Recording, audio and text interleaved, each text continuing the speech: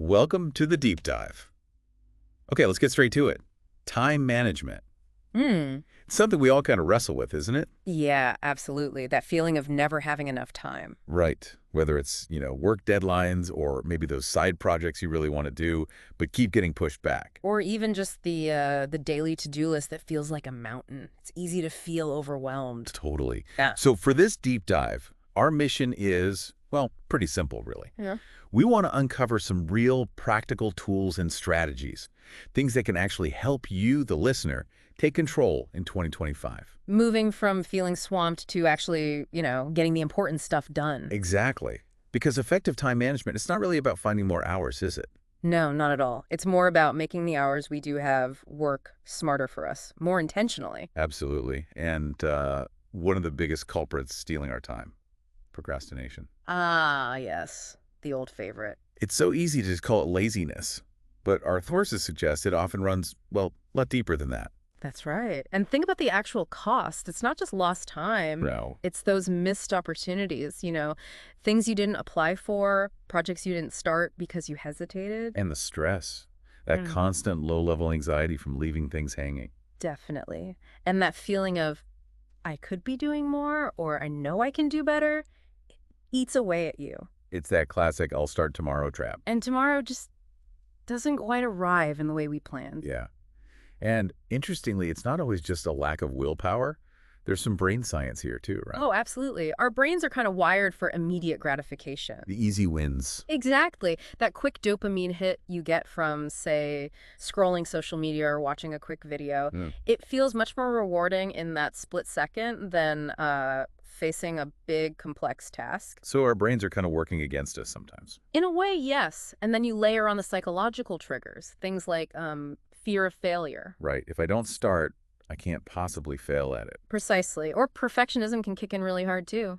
Oh, that's a big one. Yeah, the idea that it has to be absolutely perfect right out of the gate, it can make just starting feel, well, impossible. So, okay, it's complex, not just being lazy or undisciplined. Definitely not. There are real mechanisms at play. But the good news is there are ways around this. Our sources pointed to some really effective frameworks, ways to break free. Yeah, and what's great about these frameworks is they provide structure. They bring order to that feeling of chaos. So let's talk about one, the Pomodoro technique. Yeah, yes.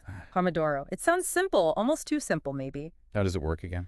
Basically, you work in focused bursts, usually like 25 minutes. Really focused. Okay, intense focus for 25 minutes. Then you take a short break, just 5 minutes, step away, stretch, grab some water. And you repeat that. Yeah, you do maybe 4 rounds of that work break cycle, and after the 4th one, you take a longer break, maybe 15 or 30 minutes. I like that. It feels manageable. Knowing a break is always just, around the corner. Exactly. It kind of tricks your brain into staying on task. Plus, those short breaks are crucial. They actually help prevent burnout and keep you sharp. Right. It's not just about stopping. It's about resetting focus. Precisely. Now, building on that idea of structure, there's time blocking. Okay, time blocking. This is more about the calendar. Exactly. It's about intentionally scheduling blocks of time for specific activities directly into your calendar. So not just meetings, but like actual work time. Yes. Focused work on Project X, time for answering emails, even scheduling your exercise, or, importantly, your downtime. Someone described it like budgeting your time, which I thought was a great analogy. That's perfect. We're often so careful with our money, but our time just sort of evaporates. Yes, it's a way. Time blocking forces you to be deliberate, to make conscious choices about that resource. Mm-hmm. And then the third big one is the Eisenhower Matrix. Really powerful for sorting things out. The urgent, important grid. That's the one. It helps you categorize tasks based on 2 simple questions. Is it urgent? And is it important? Which gives you those 4 boxes, right? Yep. Quadrant 1. Urgent and important, the crises, the deadlines. Do these now. Okay. Quadrant 2. Not urgent, but important. This is the crucial one. Strategic planning, relationship building, learning. You need to schedule time for these. Right. The things that move the needle long term but don't scream for attention. Exactly. Quadrant 3 is urgent, but not important. Think some interruptions, certain emails, maybe some meetings. The goal here is to delegate if possible. Or minimize them somehow. Yeah. And quadrant 4 is neither urgent nor important.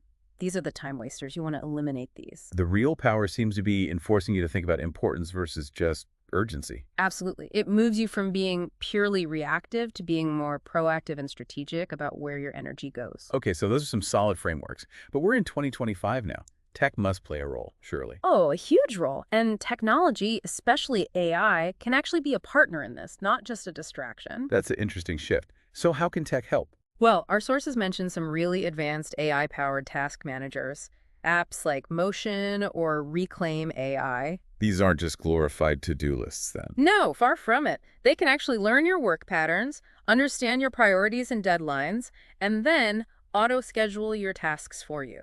Whoa, okay. Like a personal scheduler. Sort of, yeah. Like an AI assistant figuring out the optimal time for you to work on specific things based on your goals and habits. And what if things change? Like an unexpected meeting pops up. That's the clever part. They can dynamically reschedule everything else around it. Some even suggest the best times for deep focus based on your energy levels. That sounds potentially game-changing. What about the flip side, though? Tech as a distraction. Still a huge issue. But there are tools for that too. Focus apps. Like Freedom or Forest. Exactly.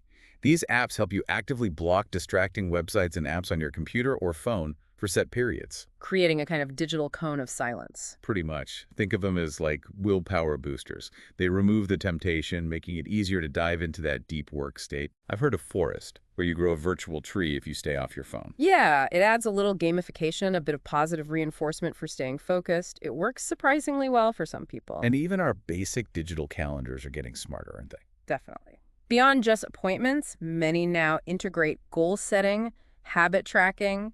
Some even analyze how you spend your time and suggest better slots for certain tasks. So the key is using these tools intentionally as allies for focus, not just passive repositories of information. That's the core idea, using tech strategically.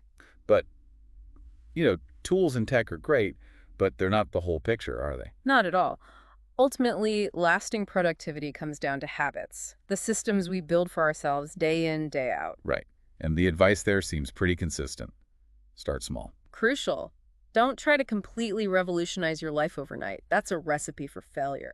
Pick one thing, maybe. Yeah, focus on building one new habit at a time. Maybe it's using the Pomodoro technique for 1 hour a day, or time blocking just your mornings. And then consistency is key. Showing up even when you don't feel like it. Absolutely. Track your progress, see those small wins accumulating. That builds momentum. And reward yourself. Our sources really emphasize this. Yes. Acknowledge when you stick to your plan. That little dopamine hit from recognizing progress reinforces the behavior, makes you want to do it again. It's like training your brain to enjoy being productive. Exactly. Another powerful habit is reflection. Taking some time, maybe weekly, to look back. What worked, what didn't. Yeah, and importantly, what drained your energy versus what energized you. That awareness is the first step to making adjustments. That makes sense. It's about tuning the system. Which brings us to a kind of broader point, doesn't it? Productivity isn't just about cramming more in. No, it's about sustainability. Finding a rhythm that works long term. And part of that is embracing flexibility. Ah, yeah. Routines are great, but life happens. Totally. Your schedule should be a guide, not a rigid prison. If things go off track, you adapt. You don't just give up on the whole system. Be kind to yourself. And self-care. It often gets sacrificed first when we're busy. Big mistake. Our sources were clear. Prioritizing self-care isn't selfish. It's essential for sustained productivity. You can't pour from an empty cup, as they say. Exactly. Making actual time for rest, for fun, for connection, that's what fuels you. It prevents burnout. And don't try to go it alone. Good point. Seeking support is important. Talk to mentors, friends, maybe even a coach. Getting an outside perspective can be incredibly helpful. You don't have to reinvent the wheel. Absolutely not. And maybe the biggest thing is to celebrate progress over perfection. Ditch the unattainable ideal. Yeah, striving for some perfect, flawless productivity machine is just discouraging. Yeah. Focus on getting a little bit better. Acknowledge how far you've come. That feels much more achievable and, frankly, healthier. It really is. So, as we wrap up this deep dive, the main thread seems to be intentionality. Yeah, I think so. Time management in 2025, it's less about doing more things and more about doing more of what truly matters to you. Making conscious choices about your focus and energy. Exactly. And if you found some useful ideas here, maybe think about sharing this deep dive with someone else, a friend or colleague who might also be feeling that overwhelm. We'd appreciate that. And please do stay connected with us for future explorations, digging